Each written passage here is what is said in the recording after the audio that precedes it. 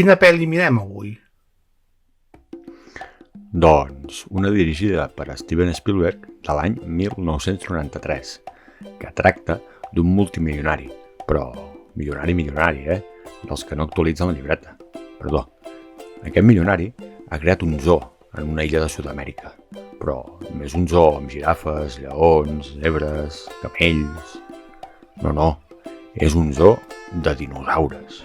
Han fet servir tot d'avenços d'enginyeria en ADN per aconseguir-ho. I a més, els han fet tots femelles perquè no puguin reproduir-se. El que no han pensat és fer-los vegetarians, cosa que més tard lamentaran i molt. El parc està gairebé a punt per la seva obertura, però la junta d'accionistes volen convidar uns experts perquè avalin el parc.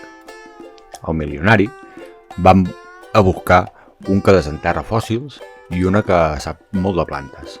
I ja a l'illa també els acompanyaran a la visita del parc un tio que només fa que parlar de caos, un comptable i els dos nets del multimilionari.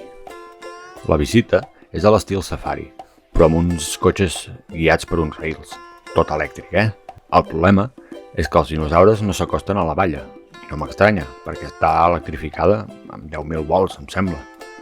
I clar, els visitants no veuen cap dinosaure.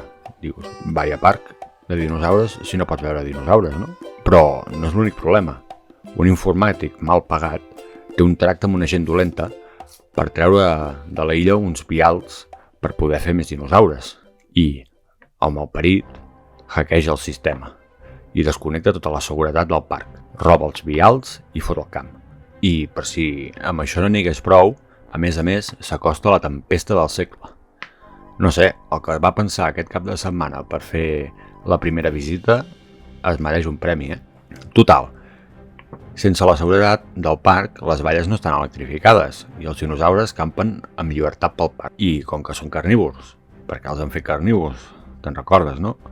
I la gent està feta de carn, es mengen el comptable, l'informàtic aquest que ha robat els vials, un caçador que surt per allà en un moment, un altre informàtic que fuma molt i ja està. Em sembla que no es mengen ningú més. Els que aconsegueixen escapar són el milionari, els nets del milionari, la de les plantes, el que no para de parlar del caos i el dels fòssils. I no t'explico el final, que no et vull fer spoilers. Hosti, sembla l'argument del Jurassic Park. Dóna el play.